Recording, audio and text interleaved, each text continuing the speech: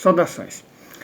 Nesse vídeo nós vamos tentar concatenar duas coisas: o provável futuro da Ucrânia e o provável futuro da Europa, tendo em vista não só uma perspectiva geopolítica, como no caso europeu principalmente, ambiental. Vamos começar falando da Ucrânia. São duas as possibilidades, mais realistas. Bom, a certeza é que ela nunca mais vai ser como era antes da guerra. Isso aí não vai ser mesmo, certo? Ela já perdeu Kherson, já perdeu a Zaporizhia, já perdeu Donetsk e Lugansk. E vai perder pelo menos mais 5 oblastes, certo? Vai perder Odessa, evidentemente, vai perder Nikolaev, vai perder Dnipropetrovsk, vai perder Kharkov, e em 2014 já havia perdido a Crimeia. Então, esses 9 oblastes serão russos, isso é certeza. A questão é que vai ser feito do restante. Um analista geopolítico russo propôs uma teoria interessante, certo? Ele diz que a Ucrânia mesmo, que significa fronteira em russo, é aquela área fronteiriça com a Polônia, historicamente. São 3 oblastes: Volyn, Lviv e Ivano-Frankivsk.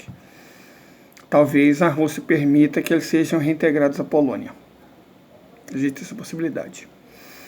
Pessoalmente, eu não acredito que o Putin vai entregar de graça 3 províncias, por mais hostil dos vizinhos da Rússia, certo? Então, mas ele acredita, o analista crê, então só estou explicando. É isso, ele crê. A Zaporídia é provável que possa ser dividida entre a Eslováquia e um pedaço para a Hungria. Chernivtsi talvez vá para a Romênia, perdão. São possibilidades. O norte de Volyn não ficaria com a Polônia, provavelmente com a Bielorrússia, por causa são etnicamente bielorrussos. A Ucrânia, como eu disse, a Ucrânia é um pedaço que fica a leste, na Galícia, então esse não voltaria a existir, provavelmente nem com esse nome. Um protetorado de Kiev, por que protetorado? Seria um país formalmente independente, mas absolutamente desmilitarizado e desnazificado. Um protetorado de Kiev, que mantivesse as antigas terras da Bielorrússia, com alguma língua ucraniana e tal, poderia acontecer. Um território autônomo, mas sob, não diria controle, e restrita vigilância à Rússia. Os oblastes de Sumy, Chernihiv, Kiev, Poltava, Cherkassy, Kirovograd, Vinnytsia, Khmelnytsk, Ternopil, Jitomir e Rivne. Os oblastes da Ucrânia, digamos assim, centro-ocidental, mais para o norte. Isso aí poderia existir como um futuro estado kievano. Particularmente, a minha opinião pessoal é que talvez a Transcarpátia e Chernivtsi formem o núcleo de um estado tampão protetorado da Rutênia, por questões étnicas. Talvez a Rússia permita um protetorado da Rutênia, dos rusinos. Existe essa chance. A Galícia poderia se tornar independente, permanecer independente, Seria o que Volyn, Lviv, Ivano-Frankivsk, que eu concordo com o analista russo, e talvez Ternopil, até Rivne. Então esses 5 oblastes formariam um embrião de uma Galícia, estado independente, mas desunificado e desmilitarizado. Os estados que os oblastes, que o analista russo falou que poderiam pertencer a um protetorado de Kiev, menos Ternopil e Rivne, eu creio que possam ser integrados à Rússia. Você mantém a língua ucraniana, você cria uma nova província, uma república autônoma, kievana, mantém a língua ucraniana, mas integrado nominalmente à Rússia. Eu creio ser que faça mais sentido, porque a Rússia lutou, teve muitas perdas, então não faz sentido entregar para a Polônia fora de questão. Talvez semi-autonomia, não sei, é mais provável que seja incorporada. A Transnistria certamente vai ser incorporada à Rússia. Isso aí é batata. Ok.